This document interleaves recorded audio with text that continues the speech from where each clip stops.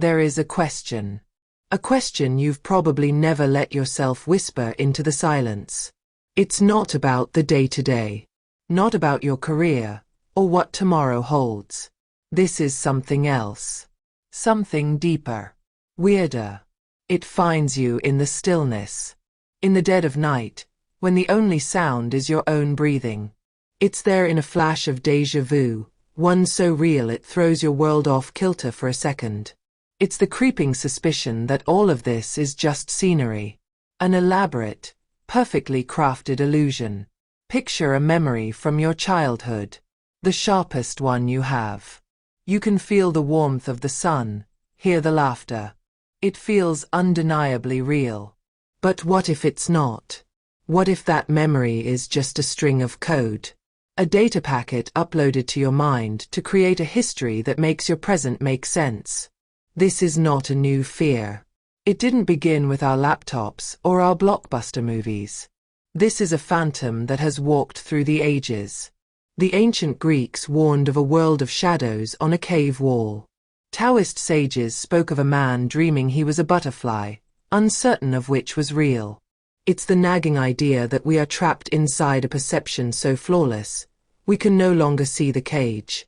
But now, that ancient philosophical riddle has a modern, terrifying twist.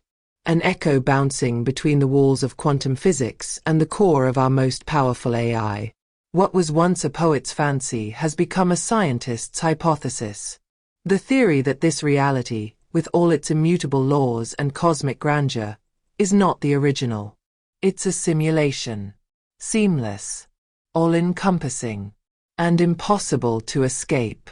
Over the next few minutes, I'm not asking for your faith. I'm asking for your doubt. Together, we're going to hunt for the clues, hidden right in front of us. The glitches in the matrix. The whispers in the code that hint at something else. Something waiting just beyond the curtain. So, lean back. Breathe. And give yourself permission, just for a little while, to question everything. 1. Zhuangzi's dream. The merging of identities. To understand the fragility of our certainty, we don't need quantum computers or complex laboratories. Sometimes, we just need a story.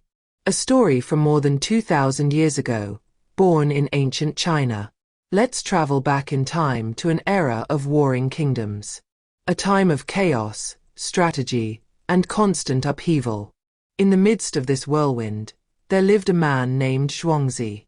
He was not a general or an emperor. He was a sage. A master of the Tao. A path of thought that did not seek to conquer nature, but to flow with it. Zhuangzi did not see the world as an object to be controlled. He saw it as a mystery to be experienced. His writings were not laws or mandates. They were riddles, poems, and paradoxes designed to disarm the logical mind and open a door to a deeper understanding. And among all his stories, there is one that has survived empires and eras. A story as simple as it is profound. It is known as the butterfly dream. Imagine Zhuangzi on a warm afternoon. The air is still. The sun is kind. He lies down in the shade of a tree and, effortlessly, surrenders to sleep. He falls asleep. And in his dream, he is no longer a man. He is a butterfly. He has no consciousness of being Zhuangzi. There are no memories of books, of philosophy, nor of the worries of human life. There is only the state of being a butterfly. He feels the wind beneath his wings. A wind that lifts him effortlessly over a field of vibrant flowers. He sees the world in colors a human cannot name. He feels the golden dust of his own wings shining under the sun. He lands delicately on a petal, savoring the sweet nectar. He is happy, completely free, flitting from flower to flower, with no purpose or destination, simply being. The butterfly's existence is his only reality. It is total, absolute, indisputable. And then, suddenly, he awakens. He opens his eyes. He is Zhuangzi again. Solid. Real. lying on a straw mat. He feels the weight of his body, the texture of his clothes. The wings are gone. The nectar is gone. Only the familiar reality of his own humanity remains. But something has changed. A question has blossomed in his mind. A question so powerful it shakes the foundations of his own existence. He sits up and asks himself, am I, Zhuangzi, a man who has just dreamed he was a butterfly? Or am I now a butterfly, who has begun to dream she is a man named Zhuangzi? The question seems simple, but it is an abyss. Think about it carefully. When he was the butterfly, that experience was his only truth.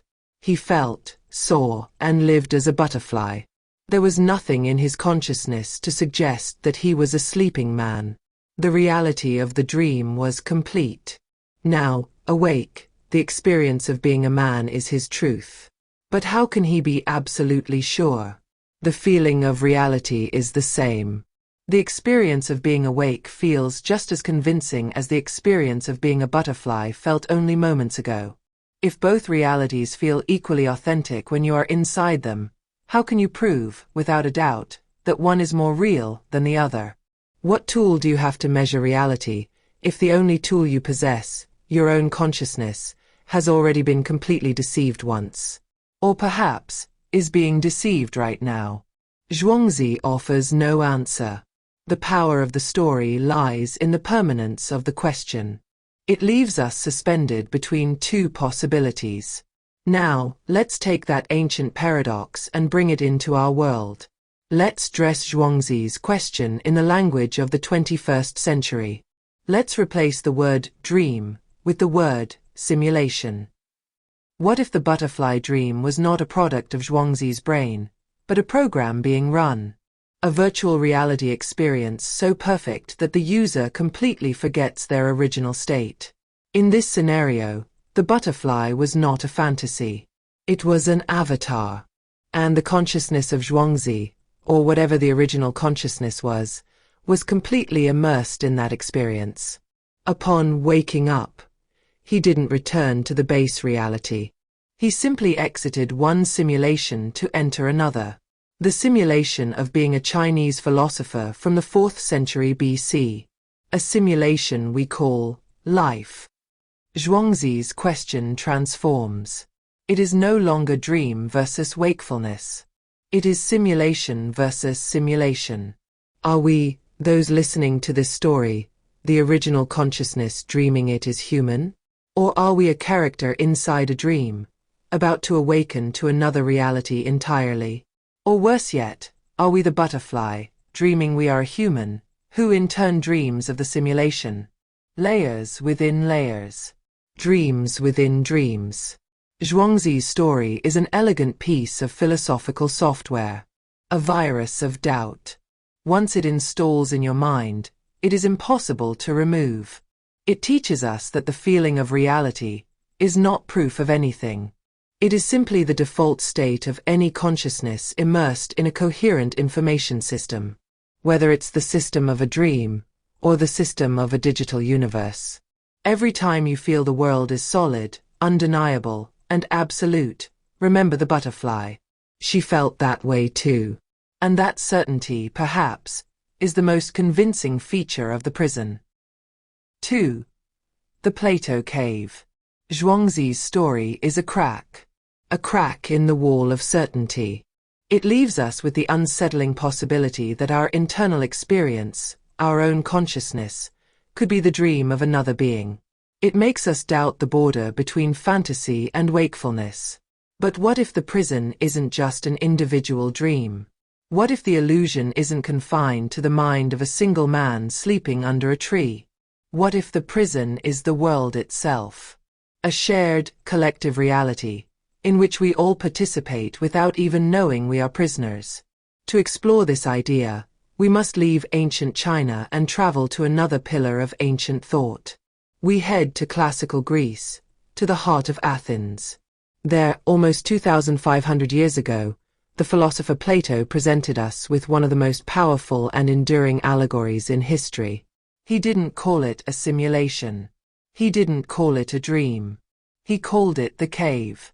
Plato asks us to imagine. So, imagine. Imagine an underground dwelling. A deep cave. The air is cold and damp. The darkness is almost total, heavy, oppressive. In this darkness, a group of people has lived since birth. They are prisoners. They do not know they are prisoners, because they have never known anything else. They are chained by the neck and legs, forced to look in only one direction, toward a smooth stone wall at the back of the cave. They cannot turn their heads. They cannot see their companions. They cannot see themselves. Their entire universe is that wall. Behind them, at a distance and at a higher elevation, a fire burns. The light from this fire is weak, flickering, unstable. Between the fire and the prisoners, there is a raised path. And along this path, other men walk. These men, the puppeteers, carry all sorts of objects on their heads. Statues of animals, figures of trees, tools, and vessels. The fire projects the shadows of these objects onto the wall that the prisoners are watching. Like in an ancient puppet theater. The shadows move, dance, appear, and disappear. Sometimes, the puppeteers make sounds or speak, and the echoes from the cave make it seem as though the voices come from the shadows themselves. This is the only reality the prisoners have ever known. That parade of silhouettes is their world. For them, the shadows are not representations. They are not symbols. They are the things themselves. A dark outline in the shape of a horse is a horse. A silhouette of a tree is a tree. They have developed an entire system of knowledge based on this reality. They give names to the shadows. They study their patterns. They compete with one another to see who is quickest to identify a shadow as it appears. They celebrate the one who can predict which shadow will come next. Their science, their culture, their language, and their truth are built entirely on the observation of this two-dimensional show. Now, imagine that one of the prisoners is freed. His chains fall. For the first time in his life, he is forced to stand up and turn his head. The movement is painful. His muscles have atrophied. And then, he sees the fire. The direct light strikes his eyes, which are accustomed to the gloom. He feels a sharp, blinding pain.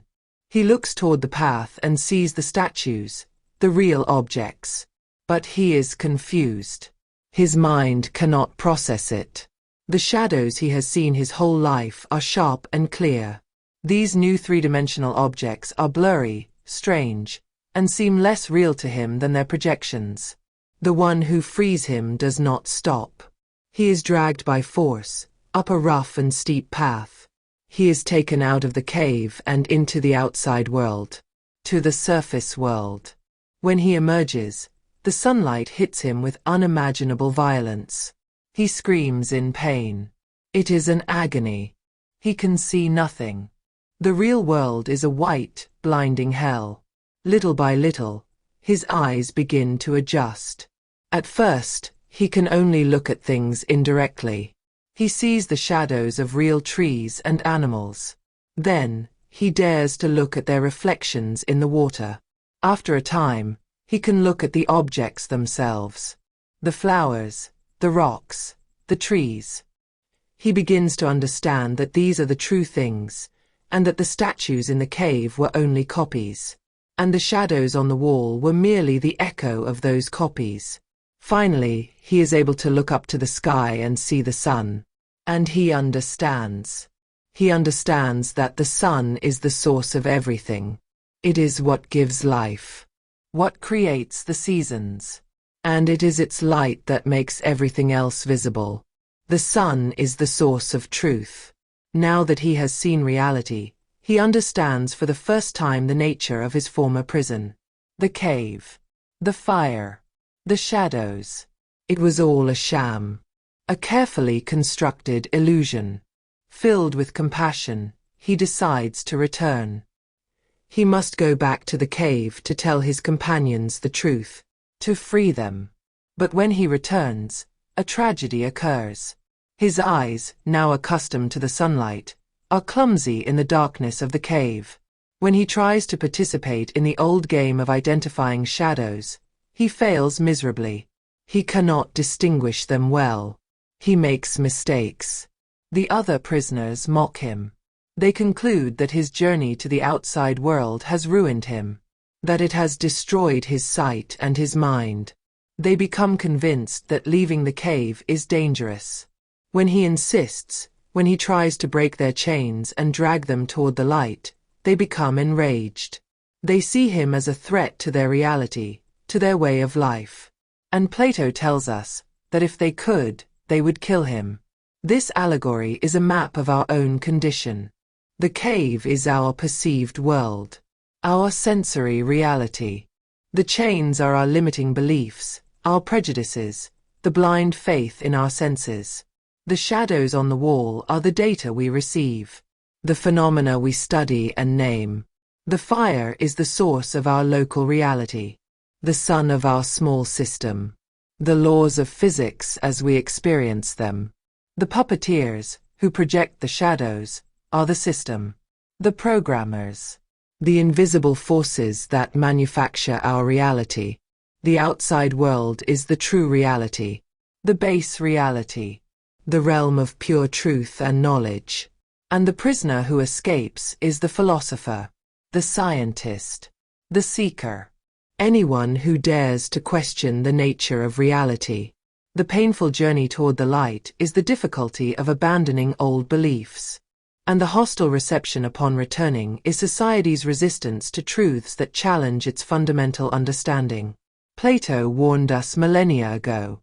He told us that we could be confusing the shadows with reality. Today, we have simply given a new name to those shadows.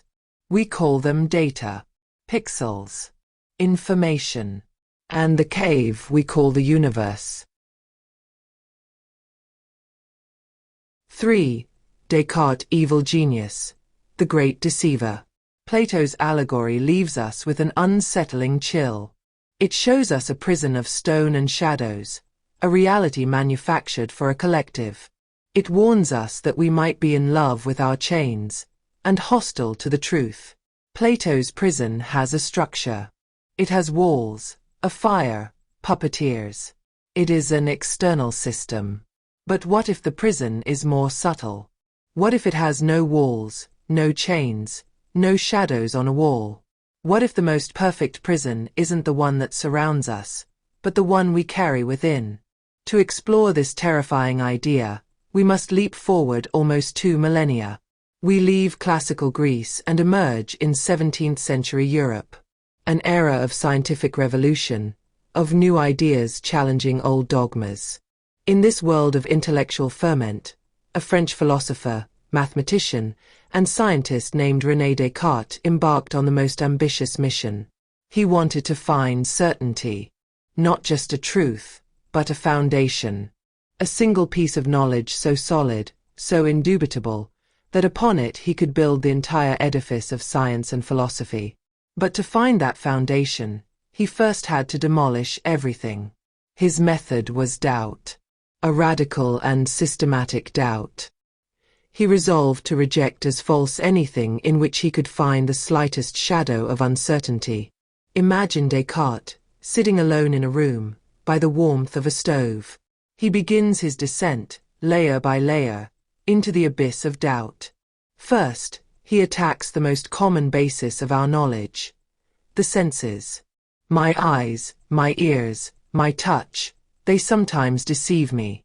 A tower that looks round from a distance is square up close. An oar submerged in water appears to be broken. If my senses have deceived me even once, how can I trust them completely? Perhaps everything I see and hear is a subtle illusion. The first layer of reality dissolves. I cannot trust my senses. But Descartes goes further. Even if my senses deceive me, it seems certain that I am here, sitting by the fire, wearing this dressing gown.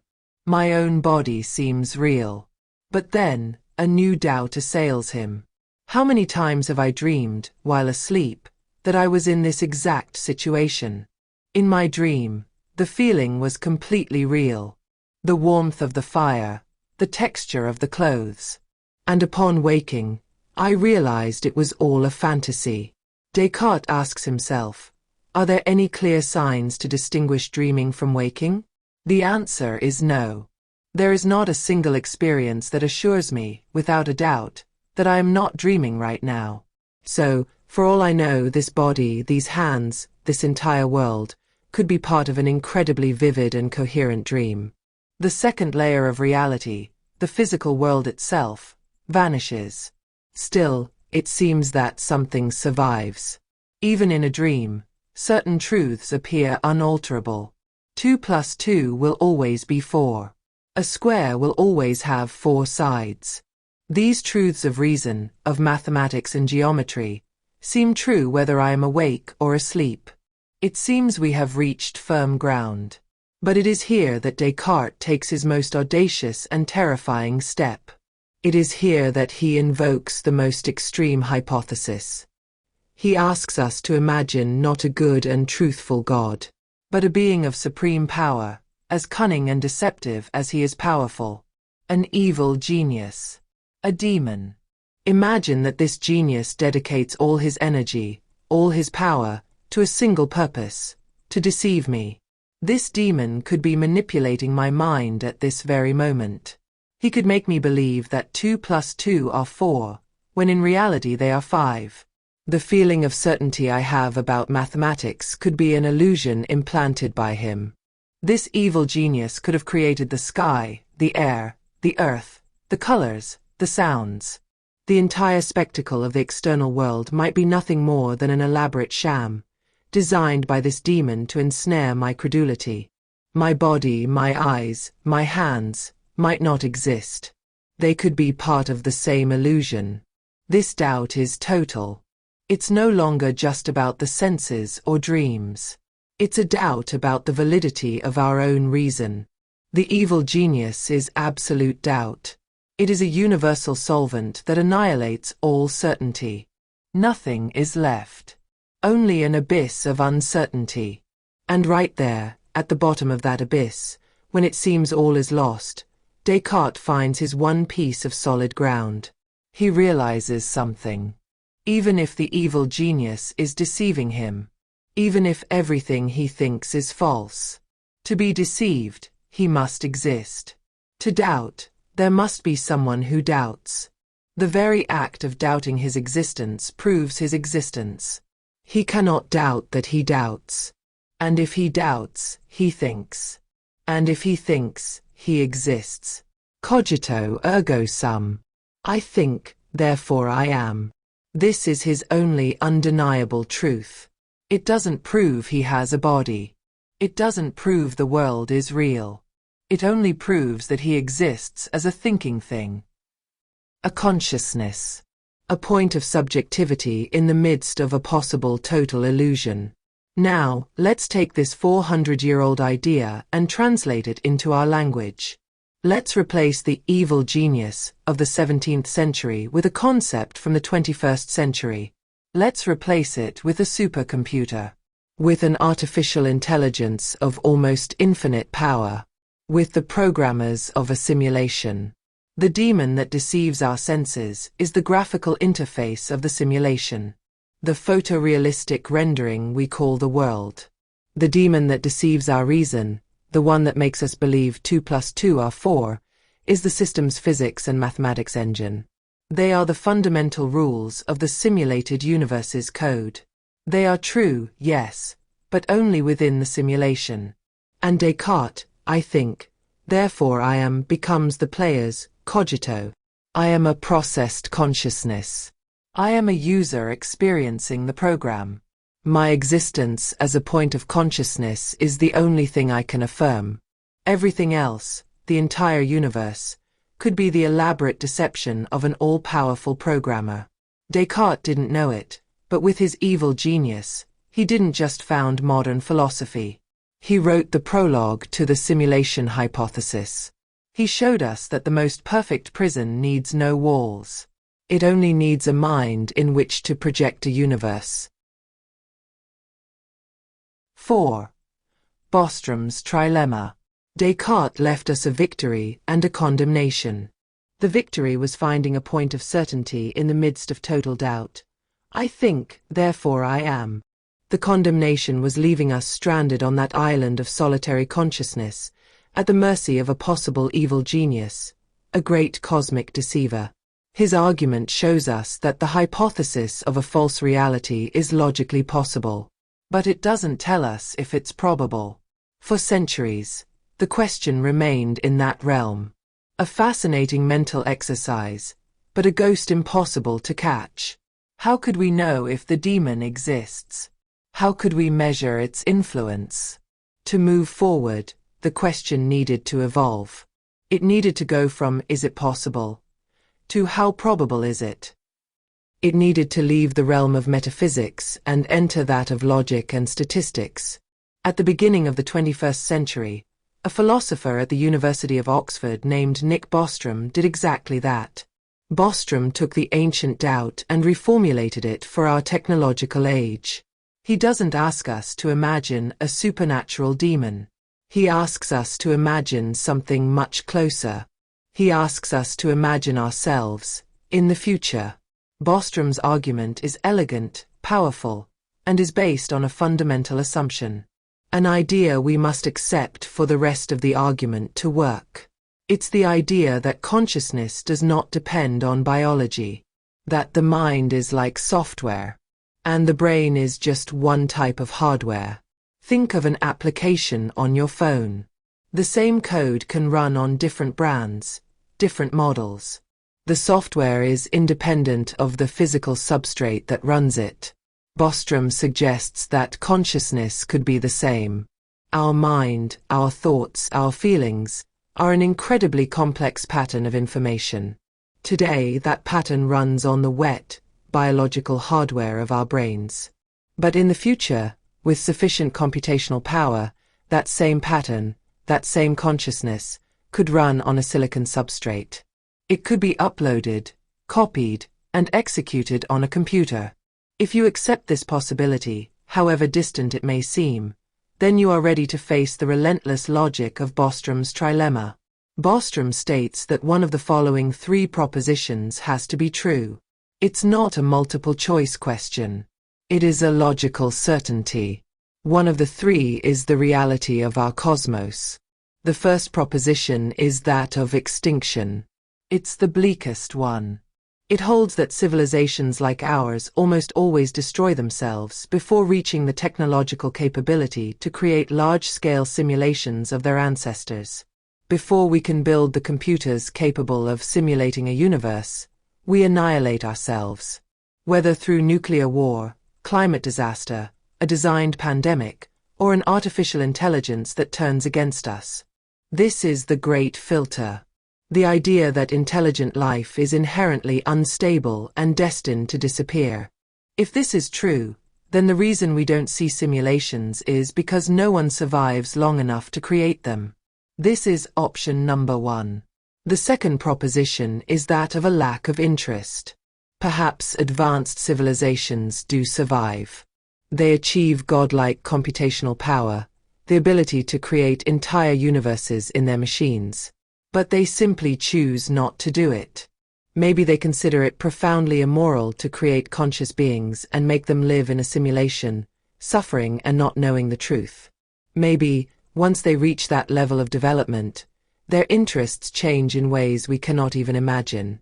They immerse themselves in other forms of existence, explore other dimensions, and simply lose all interest in recreating their evolutionary past. It's the "we have better things to do" option. The power of gods bores us. This is option number two. Now, stop and consider. If the first option is false, it means that civilizations do survive. If the second option is also false, it means that the civilizations that survive do maintain an interest in creating these simulations. And it is here that we arrive at the third proposition. The one that changes everything. If civilizations survive and are interested, then they will inevitably create these simulations. And they won't create one, or two. With almost unlimited computational power, They will create millions, billions, trillions of them. They will run countless simulations of their own history, with billions of simulated conscious beings in each one. Now comes the statistical blow. In this scenario, for every real and original civilization, there will be billions of simulated civilizations. For every original biological being, there will be trillions of simulated conscious beings, each of them convinced that their world is the real one. The number of simulated consciousnesses would outnumber the biological ones by an astronomical factor. Think of it as a cosmic lottery.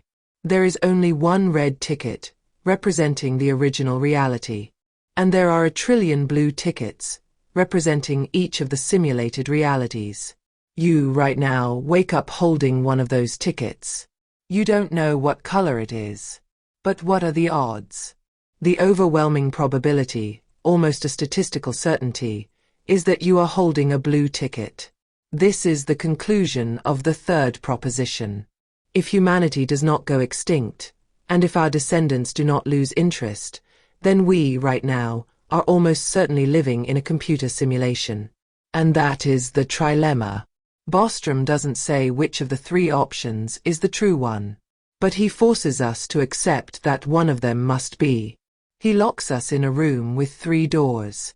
Door number 1. We are doomed to extinction. The future of humanity is silence. Door number 2. The future of humanity is so advanced and different that it becomes incomprehensible to us, and our past becomes irrelevant to them. Door number 3. We are already living in the digital past of our own descendants. Each of these possibilities is mind-bending.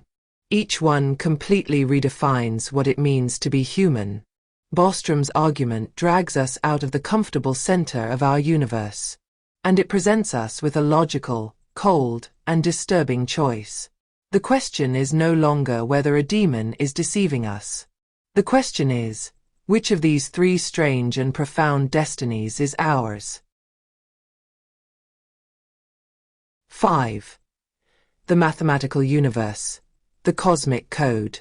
Bostrom's trilemma leaves us at an existential crossroads. It presents us with 3 possible futures, each stranger than the last, and assures us that we must be in one of them. It's an argument of pure logic, a deduction based on projections and probabilities. It shows us that the idea of a simulated reality is not just a whim of science fiction, but a serious statistical possibility. But logic and philosophy are not the only things whispering this strange truth to us. What if we don't need to look to the distant future to find clues? What if the evidence of a programmed reality has been in front of us all along, hidden in plain sight in the very language of the universe? There is a deep mystery at the heart of science. A mystery that the physicist and Nobel laureate Eugene Wigner called the unreasonable effectiveness of mathematics in the natural sciences.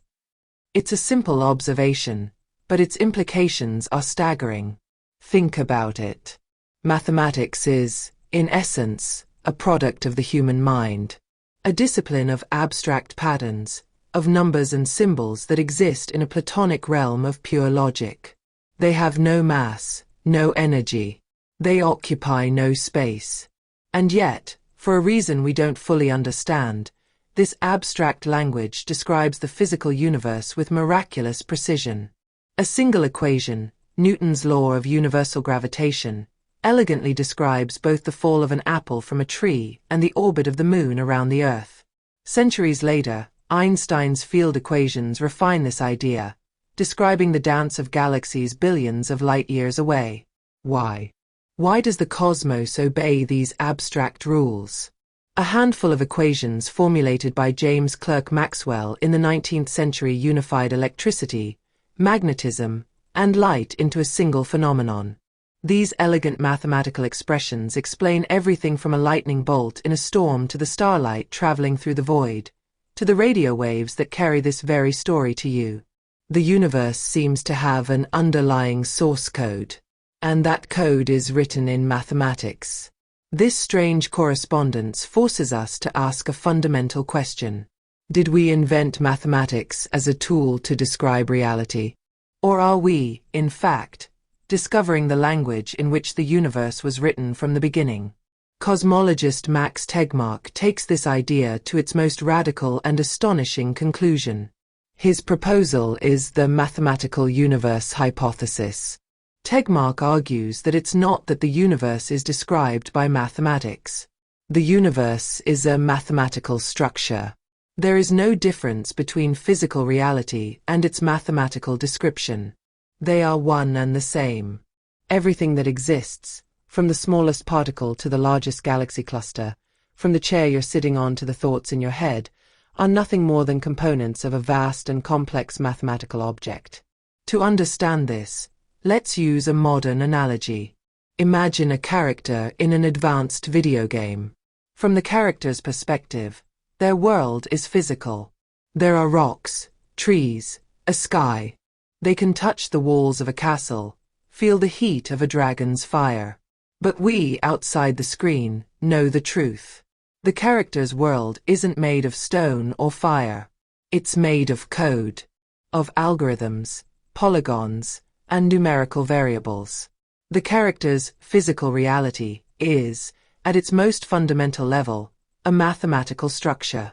Tegmark's hypothesis is that we are those characters, and our universe is that video game. Let's think about an elementary particle, an electron. What is an electron? We describe it by its properties, its mass, its electric charge, its spin. But these properties are nothing more than numbers. An electron is, in essence, a set of data. -1 for its charge, 9.11 times 10 to the power of -31 kilograms for its mass, 1/2 for its spin. The electron doesn't have these properties. The electron is these properties. It is a purely mathematical object within a larger structure we call physics. If this idea is correct, then the mystery of the unreasonable effectiveness vanishes. Of course, mathematics describes the universe perfectly.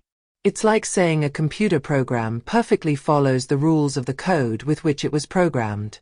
The laws of physics that our scientists discover, from quantum mechanics to general relativity, are not laws imposed upon the universe. They are the inherent properties of the mathematical structure itself. They are the rules of the game engine. This perspective transforms the quest of science. When physicists search for a theory of everything, a single equation that unifies all the forces of nature, what they are really doing is searching for the most fundamental algorithm of our reality. They are trying to read the most elegant and compressed line of code from which all the complexity of the cosmos emerges. The universe ceases to be a place of matter and energy, and it becomes a place of information and computation. A cosmos that we can not only measure, but that we can, in theory, calculate. So the next time you look at the night sky, don't just see points of light in the darkness. Try to see beyond that. You are observing the solution to an extraordinarily complex equation, unfolding across billions of years. You are seeing mathematics in action. Pure, beautiful, and majestic. The only thing left for us to ask is, who or what wrote the equation? 6. The speed of light, the ultimate barrier. If the universe is a great mathematical structure, then like any well-designed system, it must have rules. We have seen how mathematics seems to be the language of those rules, the source code of reality. But every computational system, no matter how powerful, has another fundamental characteristic. It has limits. A computer has finite memory. A processor has a maximum calculation speed. Even the most elegant program must run within the limitations of the hardware that supports it. So, if our reality is a form of computation, should we expect to find similar limitations in its operation? Is there a maximum speed for the universe's processor? It turns out there is. Our reality has one of the strictest and strangest limits we know of. An absolute barrier, inscribed into the fabric of space-time. It's not a brick wall, but a fundamental law. We call it the speed of light. In a vacuum, Light travels at a speed of almost 300,000 kilometers per second. It is an astonishingly large number, but what is truly strange is not its magnitude, but its nature. It is a cosmic constant. Albert Einstein, in his special theory of relativity, revealed its most mind-bending property. The speed of light is the same for all observers. It doesn't matter if you are standing still, or if you are traveling in a spaceship at 99% of its speed. If you turn on a flashlight, the beam of light will move away from you at exactly the same speed. This defies all our intuition. If you are in a car and you throw a ball forward, its speed is added to the car's speed. That doesn't happen with light. Its speed is absolute, immutable. Furthermore, it is the ultimate speed limit of the universe. Nothing with mass can reach it. And nothing, absolutely nothing, can surpass it. It is the final frontier of causality. The maximum speed at which any effect can follow its cause. The maximum speed at which any information can travel from one point to another. For a century, we have accepted this as a fundamental and strange property of our universe. But the simulation hypothesis offers us a different interpretation. An interpretation that transforms this law of physics into a technical specification. Imagine you are a programmer designing a simulated universe. You face a fundamental problem: computational resources. If the objects in your simulation could move at infinite speeds, the computer running it would need infinite processing power. It would have to calculate the position and state of every particle in the universe, instantly, for every moment in time. It's an impossible task. The system would collapse. For the simulation to be viable, you need to set a limit. You need to define a maximum speed at which information can propagate through the system. This allows your processor to calculate the state of the universe frame by frame. First, it calculates the state of everything at moment 1. Then, based on that, it calculates the state of everything at moment 2. This speed limit ensures that the universe is rendered in an orderly and logical manner. The speed of light in our universe functions exactly like this processing limit. It's not an arbitrary speed. It's the refresh rate of reality.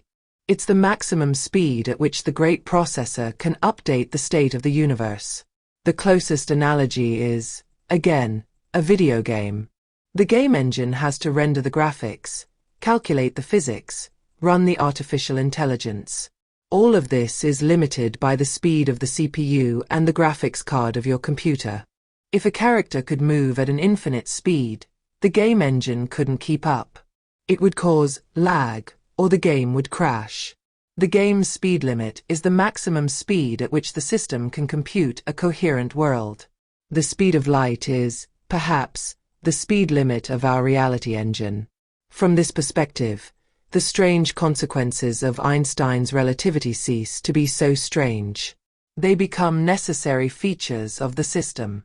Effects like time dilation, where time passes more slowly for an object as it approaches the speed of light, are no longer a paradox. They are an optimization technique. When an object moves very fast, the system needs to dedicate more processing resources to it to keep calculating its state. To compensate, the system slows down that object's local frame rate, its personal time, to be able to maintain the coherence of the rest of the simulation. It's the universe's slow motion mode, which activates to prevent the processor from overloading. Length contraction, where objects shorten in the direction of motion, may be a form of data compression to make calculations more efficient at high speeds. This speed barrier is what ensures that causality, the relationship between cause and effect, is maintained. It ensures that you cannot receive the answer to a question before you have asked it. It keeps the sequential logic of the program intact. Thus, one of the most profound laws of physics is transformed. It ceases to be a simple property of light, and it becomes the most visible technical specification of the machine that could be running our universe.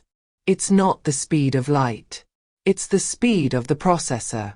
And if a processing limit exists, The inevitable question is one we have asked ourselves before, but which now resonates more strongly.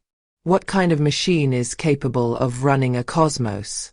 And who turned it on? 7. Pixelated reality. The speed of light suggests a fundamental limit on the processing speed of our reality, an insurmountable barrier that maintains the order and causality of the cosmos. Like a computer that can only calculate the next frame of the universe at a maximum speed. But every digital system not only has a limited processing speed, it has another, equally fundamental restriction: its resolution. Any image you see on a screen, no matter how sharp and realistic it seems, is an illusion of continuity. If you get close enough, if you zoom in to the extreme, you will always find the limit. The image breaks down into its true nature, a grid of minimal, discrete, indivisible units. The pixels. You cannot draw a detail smaller than a pixel. Nothing exists between one pixel and the next. The question, then, is both inevitable and profound. Does our reality have its own pixels? If we could zoom infinitely into the fabric of space, would we find a smooth and continuous world? Or, just like in a digital image, would we reach a final point, a fundamental edge in the fabric of existence? At the beginning of the 20th century, physics gave us a surprising answer. Max Planck, while studying the nature of energy, discovered that it was not emitted continuously, like water from a hose. Instead, it was emitted in small packets, in discrete bullets of energy. He called these packets quanta. Quantum mechanics was born, and with it, the idea that the universe, at its most fundamental level, might not be continuous, but granular. From this discovery, physicists were able to combine the fundamental constants of nature, the speed of light, the gravitational constant, and Planck's own constant, to derive the smallest possible units of reality. They called them the Planck length and the Planck time. It is almost impossible for the human mind to comprehend how incredibly small these units are. The Planck length is the shortest distance that has any physical meaning. If you took a single atom and expanded it until it was as large as the entire observable universe, the Planck length on that scale would be the size of a tree. It is the absolute limit of the zoom. The Planck time is the shortest possible interval of time. It is the time it takes for light to travel one Planck length. An instant of time, in the most literal sense possible. Our current physics, relativity and quantum mechanics, simply break down at this scale. The equations cease to make sense. Many physicists believe this is not a limit of our knowledge, but a fundamental limit of reality itself. The Planck length is the pixel of space. The Planck time is the tick of the universal clock. Now, let's return to the programmer's perspective. If you were building a simulated universe, would you make it infinitely detailed? No. It would require an infinite amount of memory and computation. It would be inefficient. Impossible. The intelligent solution is to build it on a grid, a three-dimensional lattice. Instead of calculating an infinite number of points in space, you only need to calculate the state of the nodes of that grid. The universe becomes finite, countable, manageable. The Planck length fits perfectly as the distance between the nodes of that cosmic grid. The Planck time would be the frequency at which the simulation updates the state of the entire grid. Our perception of smooth movement and fluid time would be an illusion. The same illusion we experience when watching a movie. We perceive continuous movement, but in reality, we are watching a rapid succession of still images, of frames. Our universe could be the same. We do not move through space. We jump from one pixel of space to the next, at each tick of the simulation's clock. Reality does not flow. It flickers. Billions upon billions of times per second. But it flickers. This idea, while mind-bending, is not just philosophy. It is a hypothesis that scientists are trying to test. If space-time is grainy like the sand on a beach, rather than smooth like water, then it could affect light that travels through it for billions of years. High-energy light, with a shorter wavelength, might interact with the granularity slightly differently than low-energy light. By observing gamma rays from distant cosmic explosions, astronomers are looking for tiny differences in the arrival times of different energies. A difference that could be the signature of the pixelated structure of spacetime. So far, the tests have been inconclusive, but the search continues. The idea of a pixelated reality is one of the most profound and strange in all of science. It forces us to abandon our most basic intuition, the idea of a smooth, continuous, analog world. And it presents us with the possibility that we live in a fundamentally digital universe. A universe that is not infinite in its detail, but finite and countable. A universe that, at its most intimate level, looks much more like a computer than anything else we know. And if our universe is built on a grid of finite pixels, the implication is almost inescapable. Someone or something had to design and build the grid. 8. Fine-tuning. The evidence of a pixelated reality leaves us with an astonishing image. A universe built not on an infinite continuum, but on a discrete grid. A cosmic scaffolding that suggests a construction, a finite and calculable design. But a structure by itself is empty. It needs rules to function. It needs laws that dictate how things interact within it. And it is here, in the values that govern these laws, that we find one of the deepest and most baffling clues of all. Not in the structure of space, but in the numbers that define it. A phenomenon known to physicists and cosmologists as the fine-tuning of the universe. Imagine the universe is an incredibly complex software program. Like any software, it has a settings panel, a series of sliders, of dials, that determine its fundamental parameters. One control adjusts the strength of gravity, another the mass of an electron, yet another the energy of empty space. These numbers, the fundamental physical constants, are the recipe for our cosmos. The mystery is not that they exist, but that their values seem to be adjusted with inconceivable precision to allow for the existence of life. If you were to move any of these dials, even an infinitesimal fraction, the universe as we know it would be impossible. It's not that life would be a little different. It's that it wouldn't exist at all. No stars, no planets, no complex chemistry. Nothing. Let's examine just a couple of these parameters to understand how fragile our existence is. Let's think about the strong nuclear force. It's the superglue that holds protons and neutrons together in the nucleus of atoms. If this force were just 1% weaker, protons could not bind together. Hydrogen would be the only element in the universe. There would be no carbon, no oxygen, no iron. Stars could not ignite as they do. The universe would be a vast, dark, and boring cloud of gas. Now, imagine the strong nuclear force were 1% stronger. The result would be equally catastrophic. The glue would be so powerful that almost all the hydrogen in the early universe would have fused into heavier elements in the first few minutes of existence. Stars like our Sun, which burn hydrogen slowly for billions of years, would never have formed. There would be no water. There would be no time for life to evolve. The value of this force rests on a razor's edge.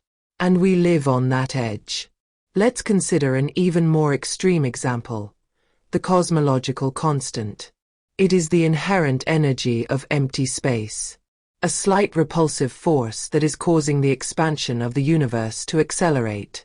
The amazing thing about this number is how incredibly small it is. Our best theories predict it should be much, much larger.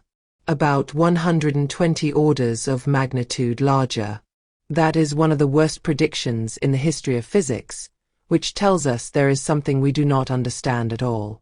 But if the value of the cosmological constant were as large as the theories predict, or even a little larger than it is, life would be impossible. Its repulsive force would have torn the early universe apart before gravity had a chance to bring matter together.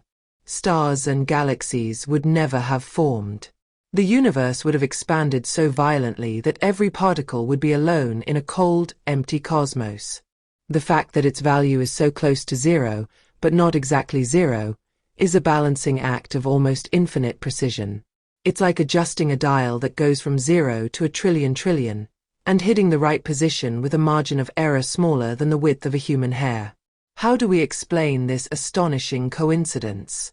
Why does the universe seem to be conspiring for us to exist? There are three main explanations on the table. The first is chance. We just got incredibly lucky. We won the cosmic lottery. The values are what they are, and that's it. Most scientists find this answer deeply unsatisfying. It's not an explanation. It's a refusal to seek one. The second is the multiverse hypothesis. This is one of the leading scientific explanations. It suggests that there are countless universes, perhaps an infinite number of them. And in each one, the dials of the physical constants are in different positions. The vast majority of these universes are sterile. Universes that collapse in a second, or expand into nothingness. We, by pure logic, find ourselves in one of the very few universes whose constants allow for the existence of observers who wonder why. This is called the anthropic principle. There is no design, only an inevitable selection. And then, there is the third explanation. The most direct. The simplest. And for some, the most logical. Design. The fine-tuning is not a coincidence at all. The values of the constants were deliberately chosen. They were adjusted by an intelligence. A programmer, a cosmic architect, who turned the dials with the specific intention of creating a universe that is interesting, complex, and capable of hosting life. From the perspective of the simulation hypothesis, fine-tuning is not a mystery.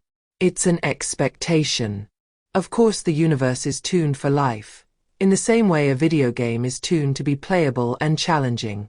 The parameters are not random. They are the initial configuration of the program.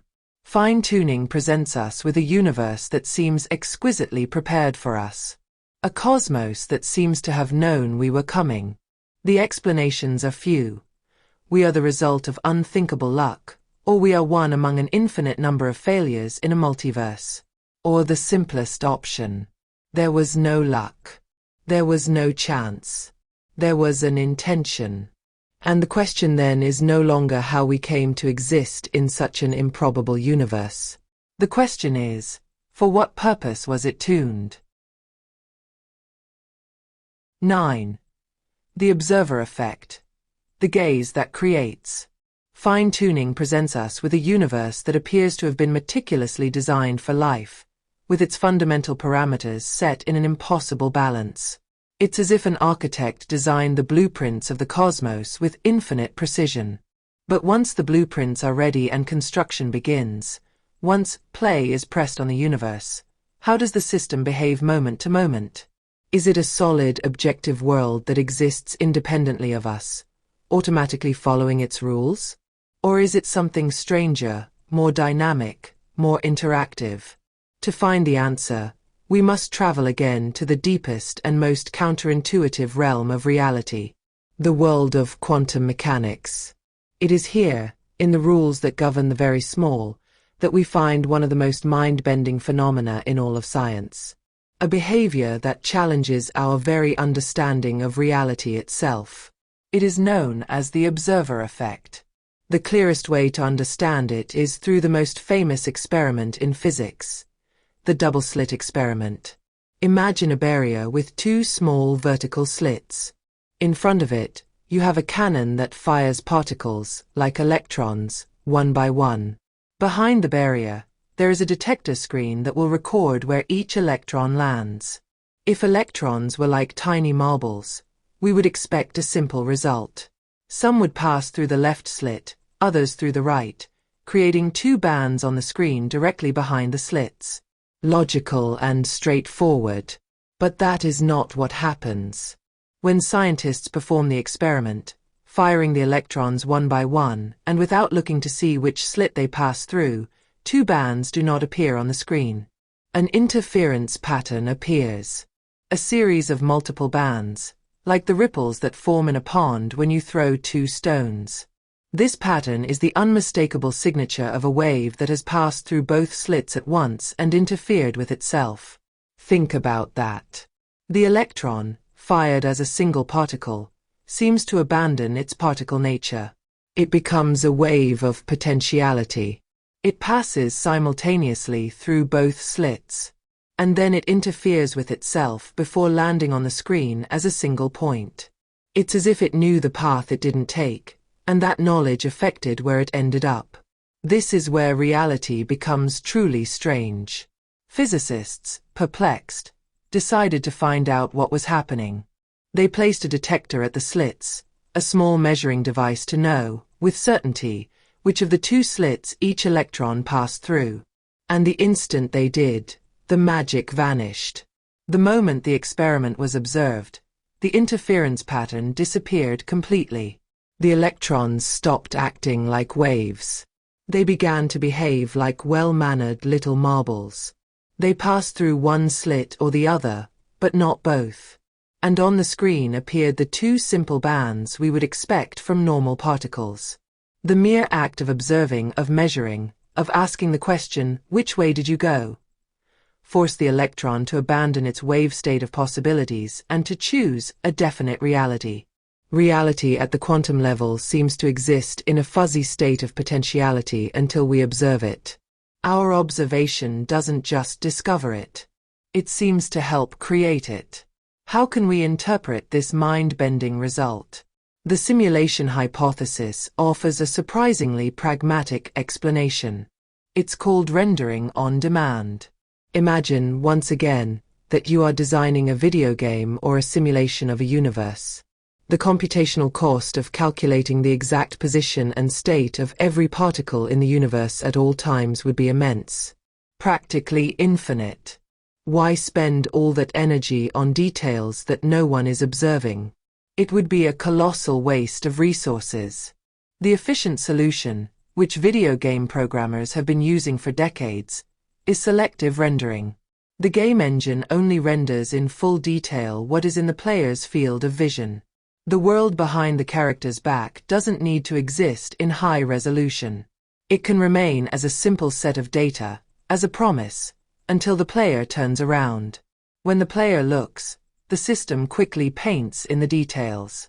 The observer effect looks astonishingly like this optimization principle.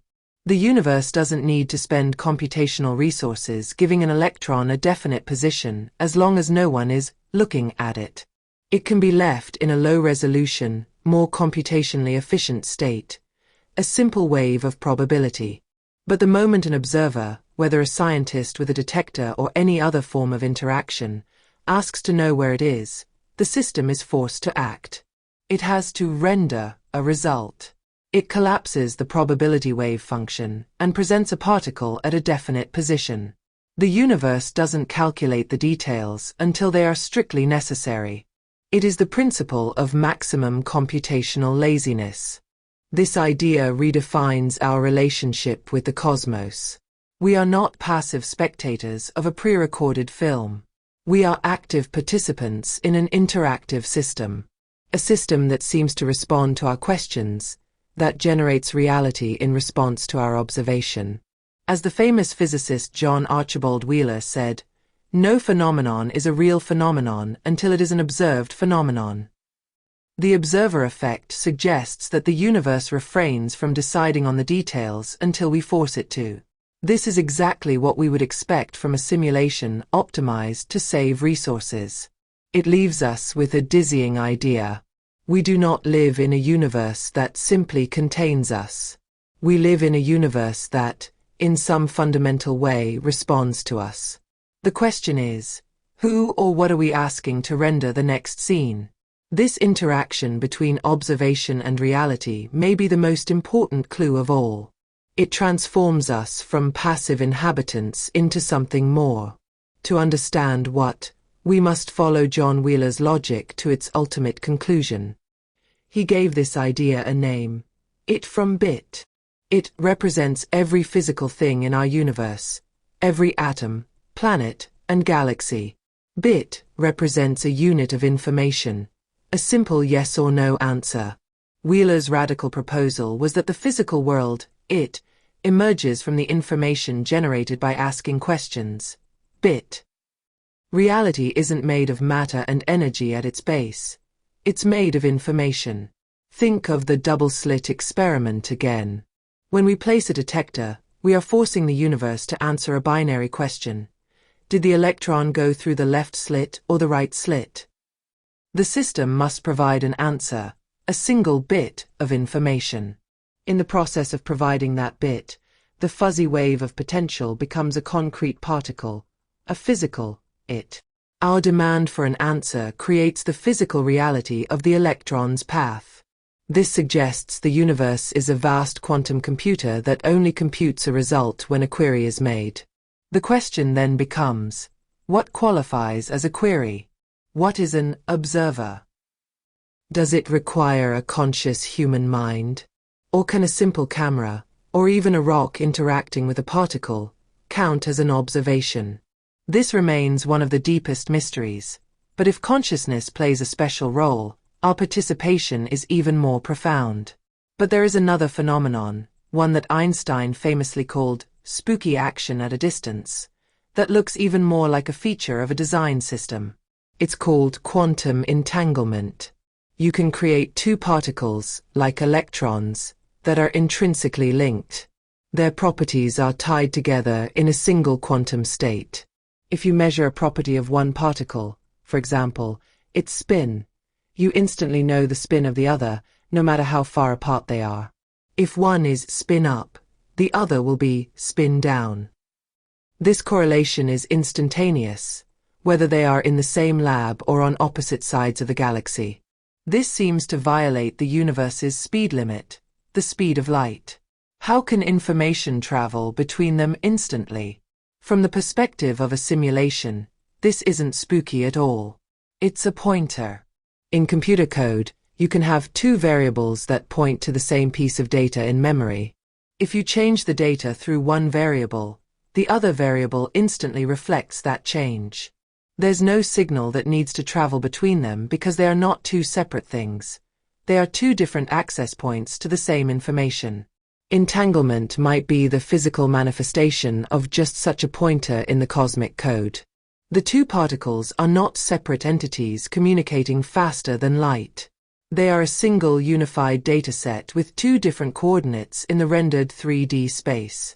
The distance between them is irrelevant because the code that links them exists outside of the rendered space, just as the formulas in a spreadsheet exist outside the individual cells they connect. It is a feature, not a bug, of an information-based reality. When we combine these clues, the pixelated nature of space, the fine-tuned constants, the on-demand rendering, and the pointers of entanglement, the image of the universe as a physical place begins to fade. It's replaced by the image of a profoundly elegant, interactive, and information-based construction. We are not just inhabitants of this construction.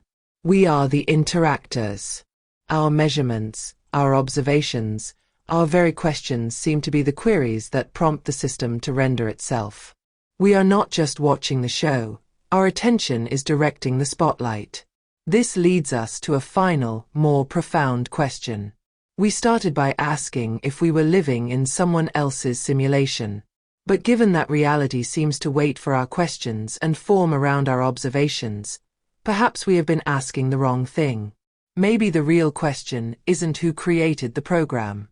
Maybe the question is, are we just characters living in the code, or are we, somehow, helping to write it? 10. The holographic principle, the 2D source. The observer effect leaves us with a disconcerting and profound image. A universe that is not set in stone, but rather materializes from a state of pure information only when we interact with it. Reality appears to be a process of real-time rendering. But this opens an even more fundamental question. If the universe is, At its most basic level, information, where is all that code stored? What is the hard drive of the cosmos? And how much information is needed to create our reality? The intuitive answer would be that the information of an object, or of a region of space, is contained within its own three-dimensional volume. More space, more information. It seems logical. But this intuition, like so many others, breaks down when we confront the most extreme and mysterious objects in the universe. Black holes. In the 1970s, theoretical physics faced a crisis. Stephen Hawking discovered that black holes are not eternal. They evaporate very slowly, over eons, emitting a faint radiation, now known as Hawking radiation. This created a paradox that threatened to destroy one of the pillars of science. Quantum mechanics has a sacred law. Information can never be destroyed. It can be transformed, it can be scrambled, but its total amount in the universe must always be conserved. So, what happens if you throw a book into a black hole? The book contains information. Its story, the structure of its molecules, everything. The black hole swallows the book. And then, slowly, it evaporates, turning into seemingly random thermal radiation. Where did the book's information go? It seemed to have been erased from existence, violating the fundamental laws of physics. This was the famous black hole information paradox.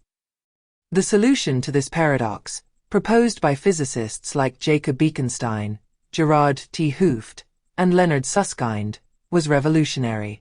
They proposed that the information that falls into a black hole is not stored in its three-dimensional interior. Instead, the information is encoded, as if imprinted, on the two-dimensional surface of its event horizon, the point of no return. They discovered that the maximum amount of information a black hole can contain is not proportional to its volume, as one would expect. It is proportional to its surface area.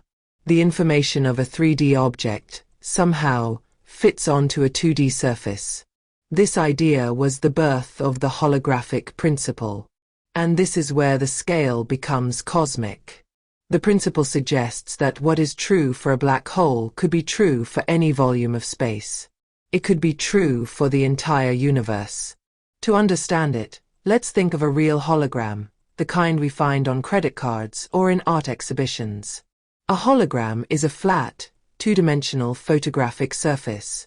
But when light illuminates it in the right way, it projects a complete three-dimensional image, with depth and parallax. All the information needed to create that 3D image is encoded in the pattern of the 2D surface. If you cut the hologram in half, you don't get half the image.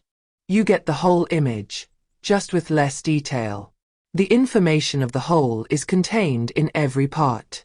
The holographic principle proposes that our universe works the same way. It suggests that the entire three-dimensional reality we experience, with its vast space, its galaxies, and its stars, could be a projection. A hologram generated from information stored on a distant, two-dimensional surface that surrounds our entire cosmos. We and everything we see would be the 3D image. The hard drive of the universe, the place where the real information resides, would be that cosmic screen at the edge of space-time. Our experience of the third dimension, the depth of space, would be an emergent property of that 2D information, as illusory and as real as the image projected by a hologram. This idea, while seeming to come from the strangest science fiction, fits perfectly with the simulation hypothesis. In fact, it describes the fundamental architecture of any digital simulation. Think of the most immersive and vast video game you can imagine. It's a three-dimensional world you can explore for hundreds of hours. But where is that world stored? All the information that makes it up, the graphics, the physics, the characters, resides in the two-dimensional patterns on the platters of a hard drive or the circuits of a solid-state memory. Our 3D experience of the game is always a projection of 2D data. The holographic principle suggests the universe is built on the same architecture. Furthermore, it solves a key problem: the finiteness of information. If the information is stored on a finite 2D surface, then the total amount of information in the universe is finite. And a universe with a finite amount of information is a computable universe. A universe that can be simulated. This idea has strong backing in theoretical physics. The AD/CFT correspondence, a mathematical discovery by Juan Meldacena, demonstrated a formal equivalence between a theory of gravity in a universe of a certain number of dimensions and a quantum theory without gravity in one fewer dimension.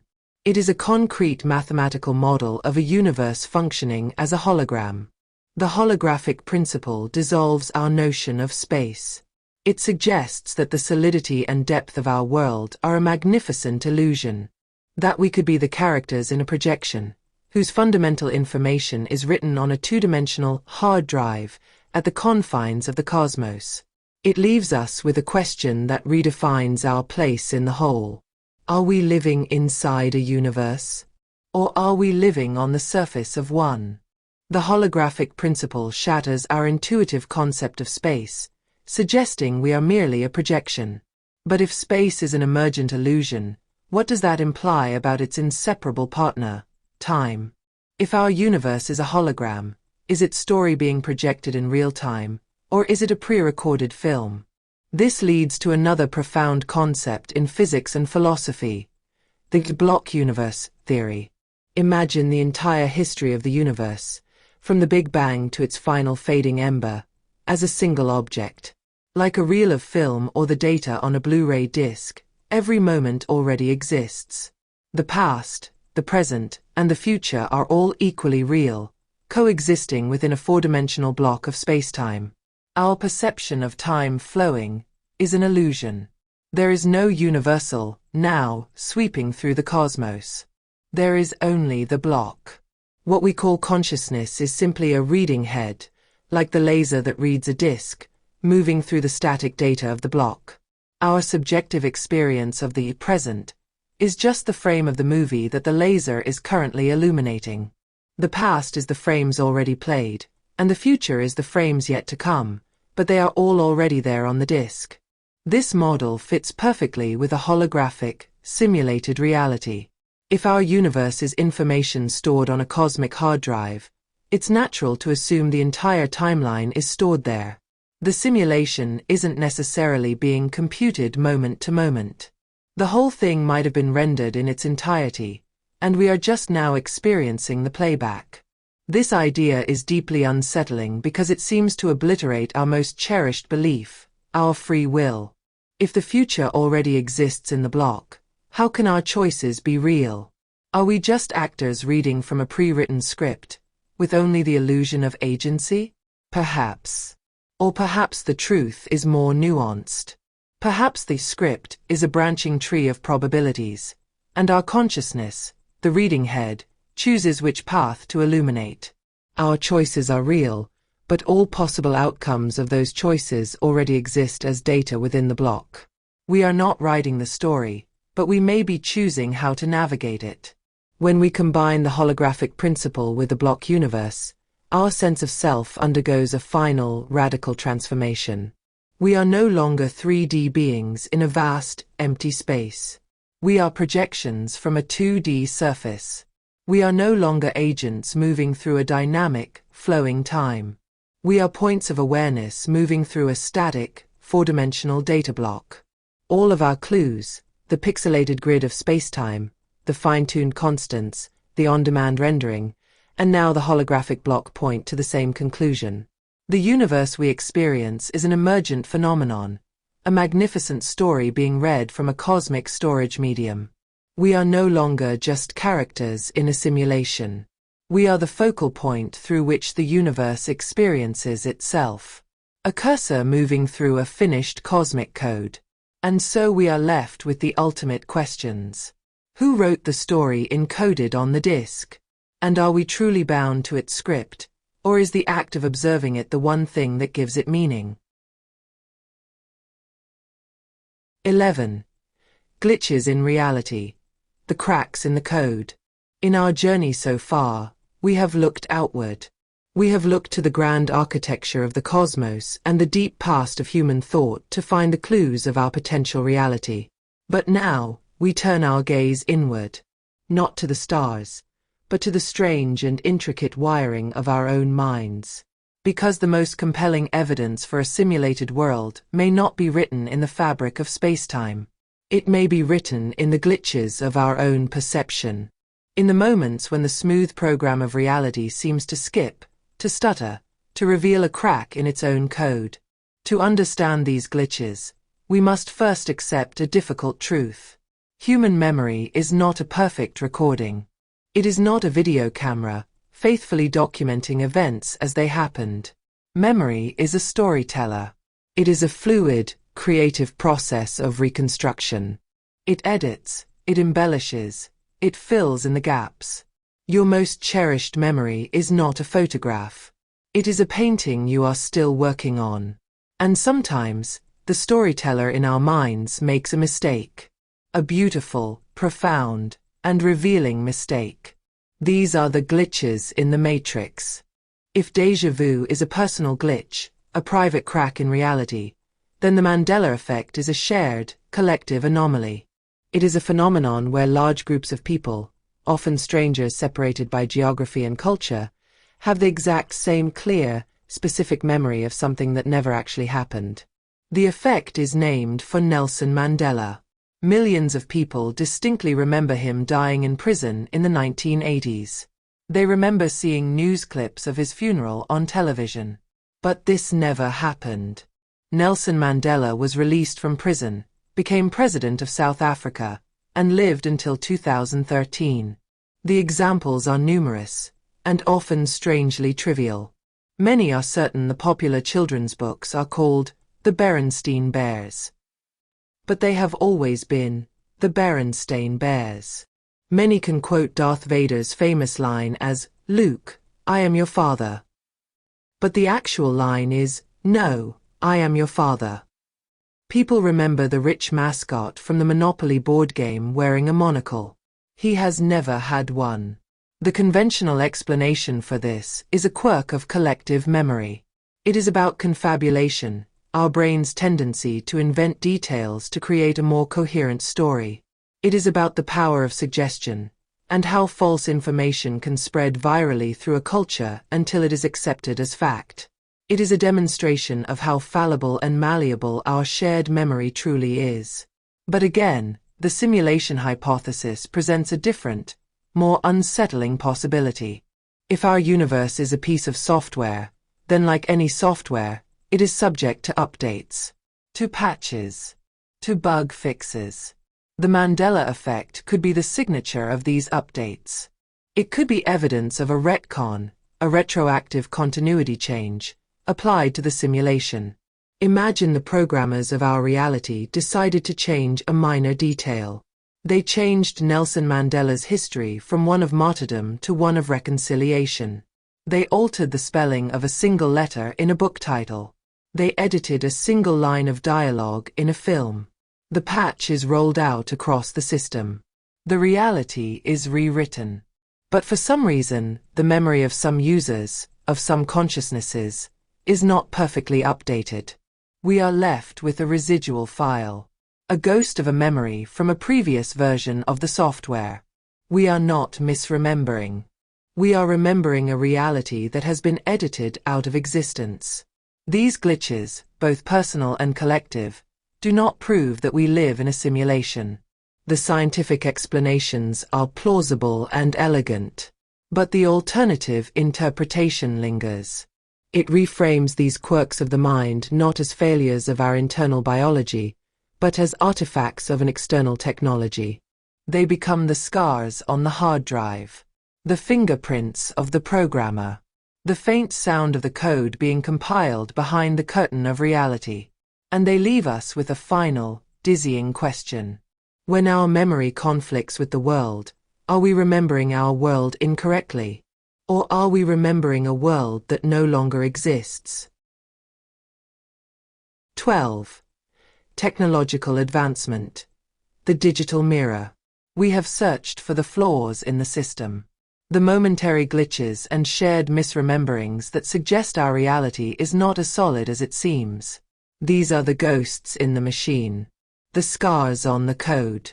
But what if the most powerful and undeniable clue is not a flaw, but a feature? What if the greatest evidence that our universe can be simulated is the simple fact that we are now learning to do it ourselves? We don't need to look for messages in the stars or complex mathematical proofs. We only need to look in the digital mirror. A mirror we began building only a lifetime ago, and one that now reflects a reality nearly as convincing as our own. This is the proof of concept. Let us travel back just 50 years. To the dawn of the digital age. To the world of the first arcade cabinets and home consoles. Imagine the room. The hypnotic, electronic sounds. The glow of a cathode ray tube screen. The game is Pong. A single white dot, 2 white bars. This was our first attempt at creating a universe. A universe with one law of physics. A ball must bounce. It was simple. It was abstract. But it was a world, complete unto itself. It had rules, and those rules were absolute. Then came the golden age of 8-bit. A spaceship was not a photorealistic craft. It was a triangle made of a few dozen white squares. A hero was not a person. It was a blocky collection of colored pixels. We were not simulating reality. We were simulating the idea of reality. The world was a symbol. And yet, our minds filled in the gaps. Our imaginations breathed life into those simple shapes. We were already learning to create self-contained realities, pocket universes governed by the immutable logic of their code. We were, in our own primitive way, playing God. Then came the revolution. The quantum leap. The z-axis. The third dimension. Suddenly, the screen was no longer a flat plane. It became a window. We were no longer moving a character across a background.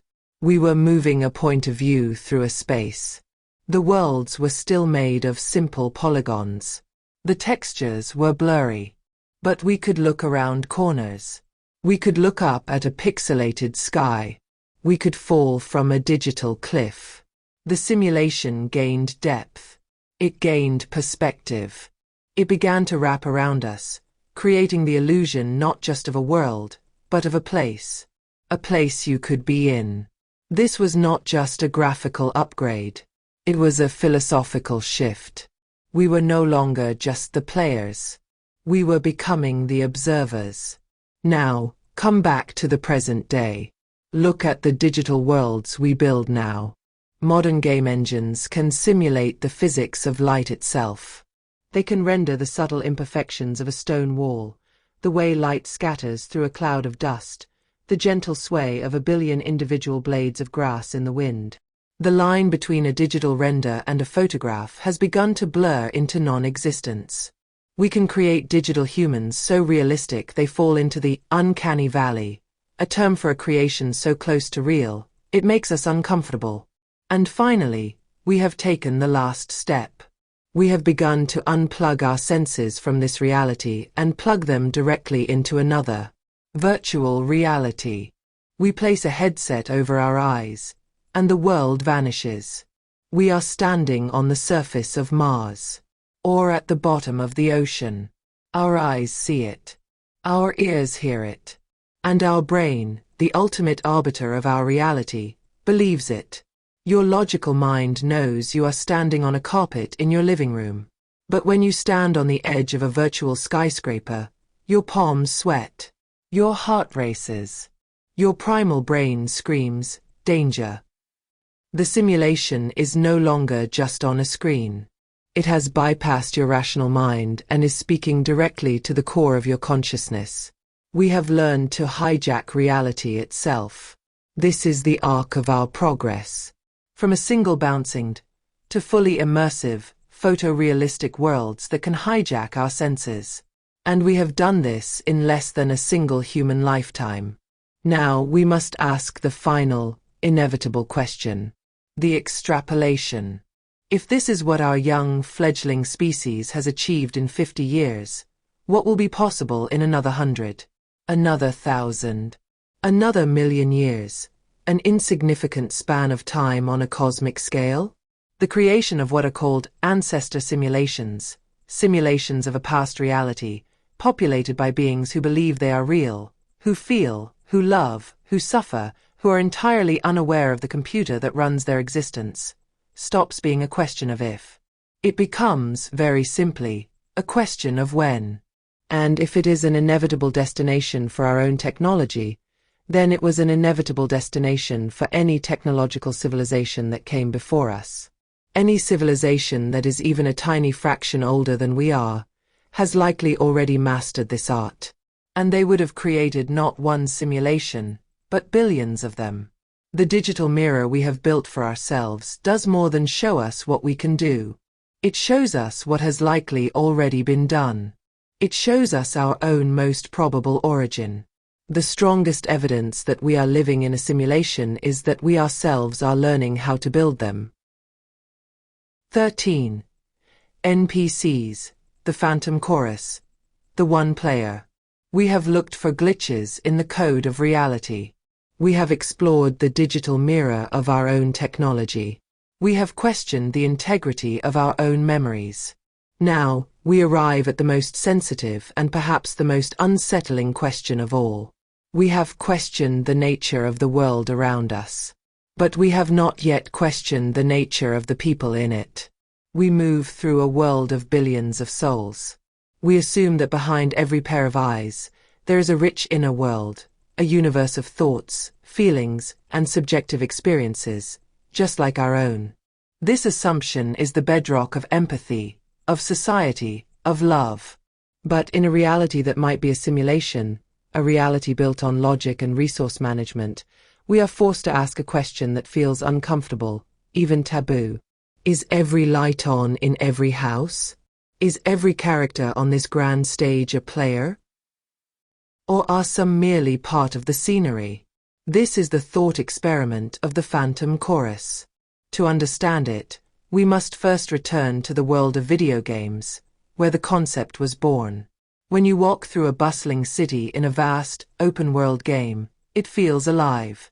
People walk the streets, they have conversations, they go to work, they flee from danger. They create the illusion of a living, breathing society. But we know the truth. The vast majority of these characters are NPCs, non-player characters.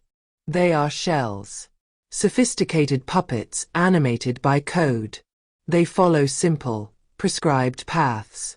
They repeat the same few lines of dialogue. They exist for one reason: to make the world feel real for the actual player. It would be computationally impossible to imbue every single character in that digital city with a complex, self-aware, learning artificial intelligence. The processing power required would be astronomical. So, developers use a brilliant shortcut. They create a chorus of simple programs to support the main performance. The NPCs are not a flaw in the game. They are an elegant, resource-saving solution. Now let us apply this cold, computational logic to our own universe. And let us pair it with one of philosophy's most profound thought experiments, the philosophical zombie. First we must ask, what is consciousness? Science can describe the mechanics of the brain, the firing of neurons, the release of chemicals. But it cannot explain why these physical processes should give rise to subjective experience. Why do we feel the warmth of the sun? Why do we experience the color red? Why does music make us feel joy or sorrow? This is called the hard problem of consciousness. There is a gap between the physical workings of the brain and the inner world of the mind. The P-zombie thought experiment lives in this gap. A philosophical zombie is a hypothetical being that is physically and behaviorally identical to a conscious human in every way. It can hold a conversation. It can write poetry. It can laugh at a joke. If you prick it with a needle, it will say, ouch, and recoil in a way that perfectly mimics the experience of pain. But on the inside, there is nothing. No subjective awareness. No feeling of pain. No experience of joy. No inner life. The lights are on, but nobody is home. By definition, you could never prove that anyone around you is not a P-zombie. Their behavior would be a perfect imitation of consciousness. Now, let us connect all the threads. The NPC from video games is a resource-saving tool. The P-zombie from philosophy is a perfect imitation of a human without the mysterious software of consciousness. In the context of the simulation hypothesis, the P-zombie is the ultimate NPC. It is a program that perfectly emulates human behavior without needing the immense, perhaps impossible, computational resources required to generate true, subjective awareness. If you were the architect of a simulated universe, and your goal was to observe the development of consciousness, would you need to run 8 billion instances of full, resource-intensive consciousness from the very beginning? Or would it be more efficient to create a smaller number of true, player characters, and have them navigate a world populated by a phantom chorus of these perfect, but non-conscious NPCs? These NPCs would form the fabric of society. They would create the complex social environment, the culture, the economy, the conflicts, necessary for the true subjects of the simulation to learn, to grow, and to develop. This is not a judgment. It is not about intelligence or worth. It is a cold, stark question about computational efficiency. Perhaps consciousness is not a default property of every human, but a feature that is activated or rendered only in some. Perhaps we exist on a spectrum of awareness. The thought experiment of the phantom chorus is not a tool to be used to judge others in our daily lives. That would be a misunderstanding of its purpose. Its true purpose is to turn the mirror back on ourselves. It forces us to confront the profound mystery of our own inner world, and the silent, unprovable faith we have in the inner worlds of others. It highlights the fact that we can only ever be certain of one point of consciousness, our own. And it leaves us with one final, haunting question. If this world is a stage, and if only some of the actors are truly awake, how can you be certain that you are one of the players, and not just a beautiful, complex, and convincing part of the scenery? 14. Recursive simulations. The abyss of mirrors. We have explored the nature of our world, the glitches in our minds, and the very consciousness of those around us. We have asked if the players on this stage are real. But now, we must ask about the stage itself. Is this theater unique? Is it a singular creation, the one and only reality? Or is it just one playhouse in an endless chain of playhouses, each one contained within another? This leads us to the final and most dizzying argument in our journey. A concept that takes the simulation hypothesis and multiplies it into infinity. It is the idea of recursive simulations. It is the abyss of mirrors. Let us begin with a principle we have already established. The principle of creation. We have seen in our own digital mirror that a technological civilization is on an almost certain path to creating simulated realities. The drive to understand ourselves by recreating our past, the drive to build worlds, seems to be a fundamental impulse of intelligent, tool-using life. It is a pattern. And patterns have a tendency to repeat. Now, let us follow this pattern to its logical conclusion. Imagine, for a moment, that there is a real universe. A true, physical, non-simulated reality. Let us call it base reality. Level 0. The creators in this base reality, after reaching a certain technological maturity, decide to build an ancestor simulation. They create a universe inside their computers. Our universe. This is level 1. We exist here, in level 1. To us, our universe is not a simulation. It feels completely real. We have our own laws of physics, our own history, our own burgeoning technology. And what does our own technological trajectory show us?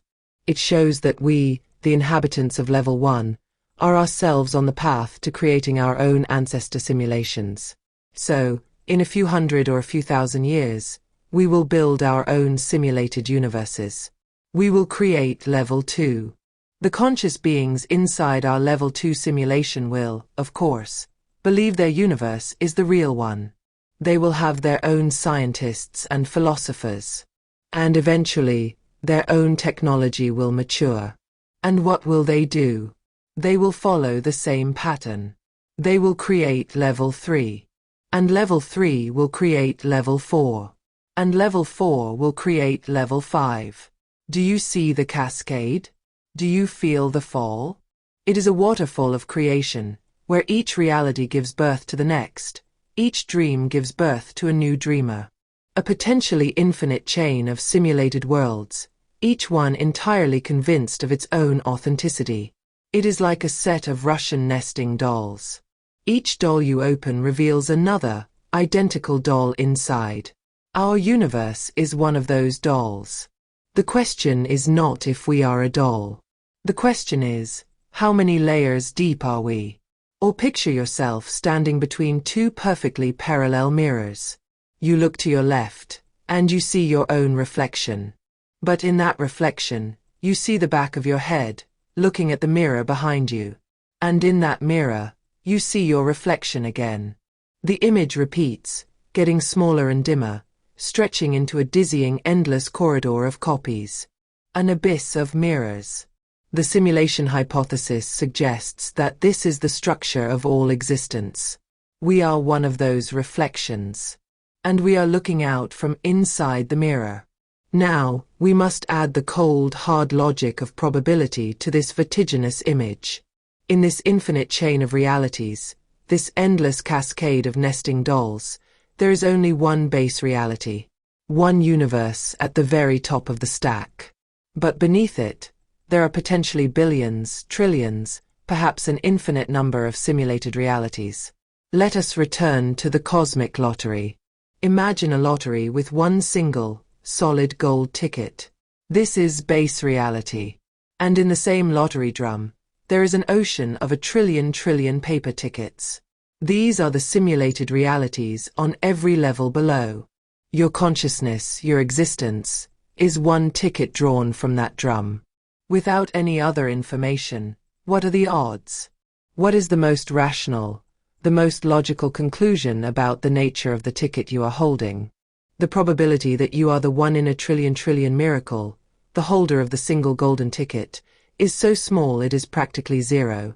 The overwhelming, almost certain probability is that you are holding a paper ticket.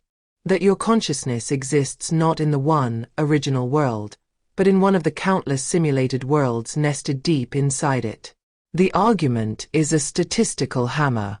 It tells us that it is not just possible that we are in a simulation. It is overwhelmingly probable. This idea dissolves the very concept of a real universe.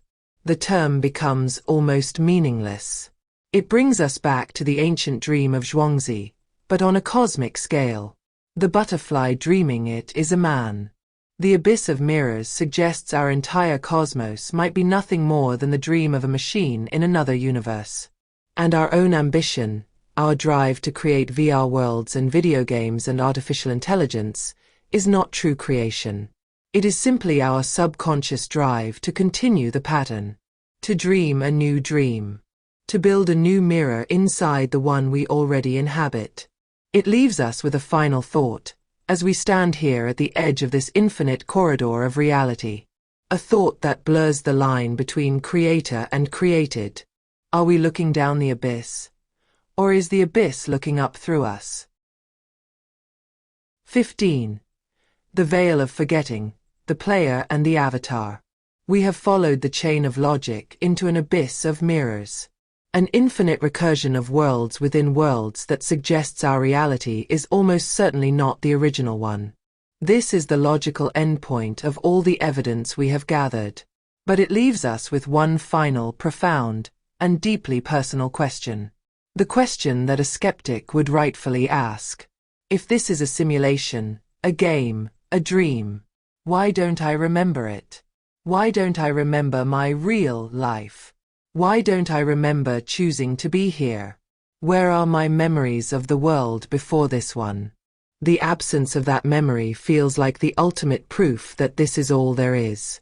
But the simulation hypothesis argues the opposite.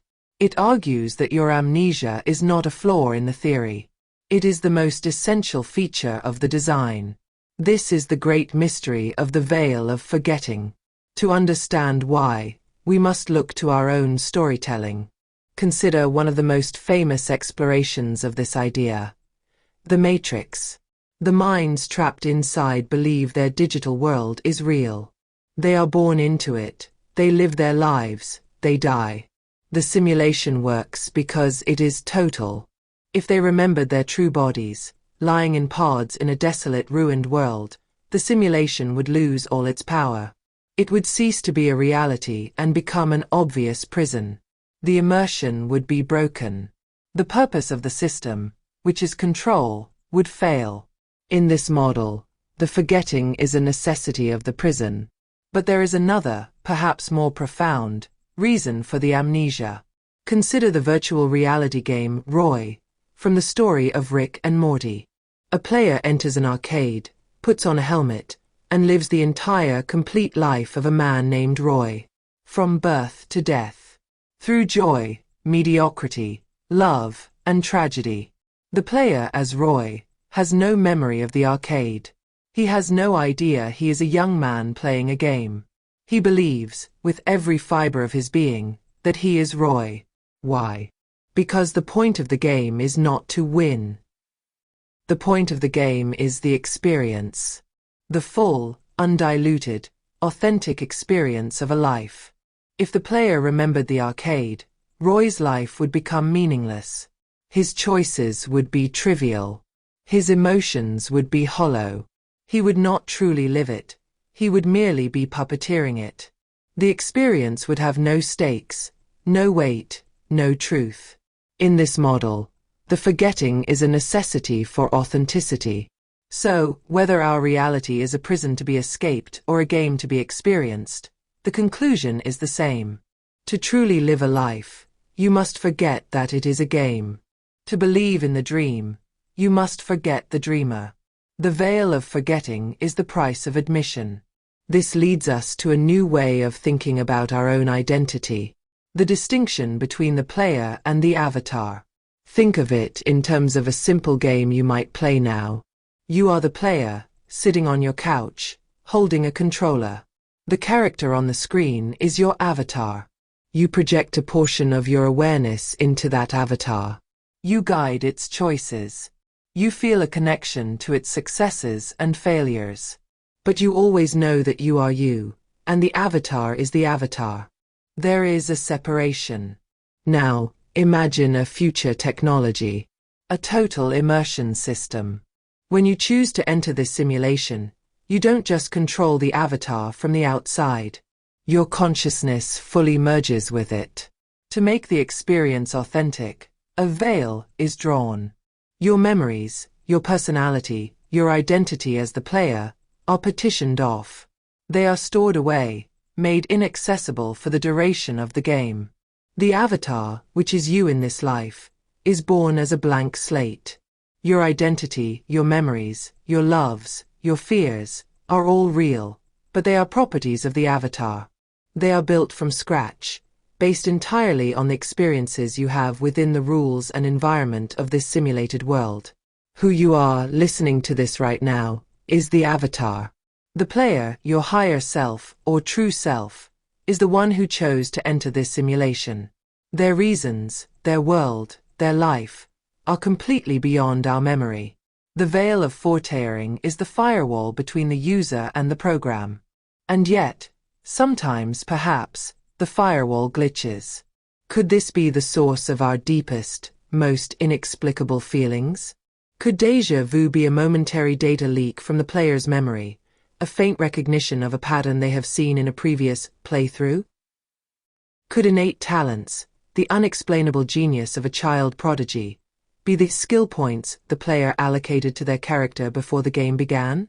Could our nightly dreams be a memory defragmentation cycle, where our avatar consciousness briefly touches the chaotic, symbolic data stream of the player's subconscious?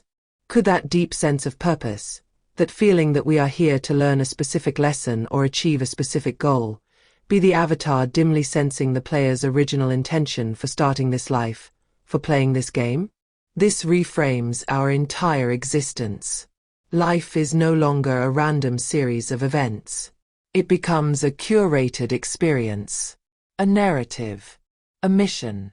The veil of forgetting ensures that we take it seriously, that we learn the lessons authentically, and it brings us to the very heart of the entire mystery.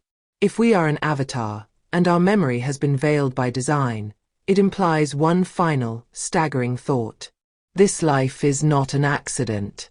It is a game with a purpose, a lesson to be learned, an experience to be had. We have explored the how. We have explored the where. But the final, lingering question is the most important of all. The why. Why play this game? Why choose this life? What is the ultimate objective? What was the player hoping to find? And so, after a long journey through the corridors of doubt, we find ourselves here, at the edge of the abyss of mirrors, staring into the face of a profound and dizzying possibility. We have weighed the evidence. We have heard the arguments. We have followed the clues hidden in the very code of our cosmos. And we are left facing the ultimate question. What if it's all true? What if this magnificent, sprawling, chaotic, beautiful universe is a program running on some cosmic hard drive? What if our lives are the unfolding of an elegant, intricate code? What if we are, indeed, living inside a dream? Does that revelation bring with it a chill? Does it threaten to render our struggles, our triumphs, our loves, meaningless? If the stage is an illusion, are the actors merely puppets? It is a natural fear. But perhaps, it is also a profound misunderstanding. Let us, for a moment, accept the premise. Let us say this is a simulation. The ground beneath our feet is a texture map.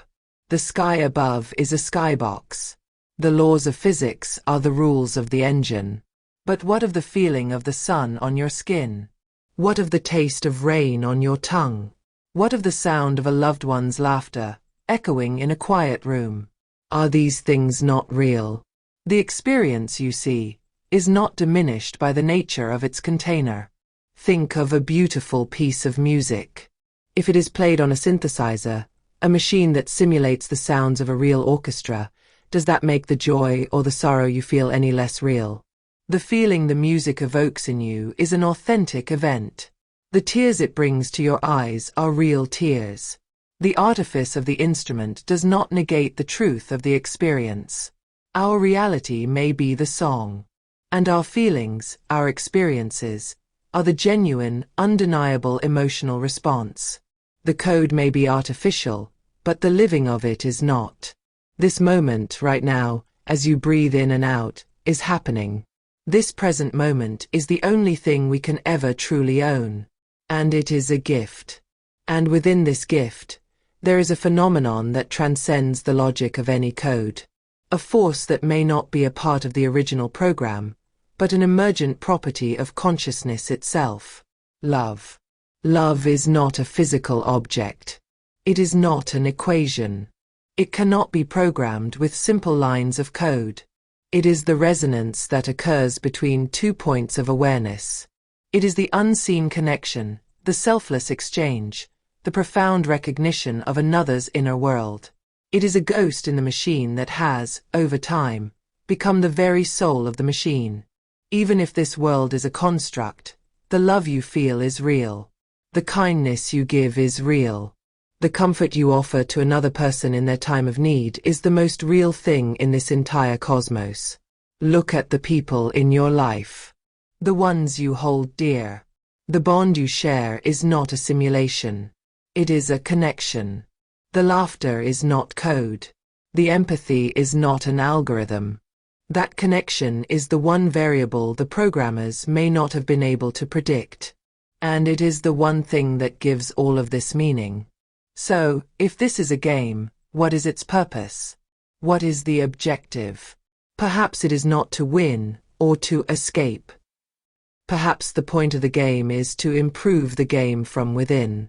To become a better player. This is our final, and most important, call to action. A call not to a screen, but to the soul. If this reality is a canvas, then let us be the artists who add to its beauty. Let us be the players who, in the face of chaos and uncertainty, choose to create, to build, to help.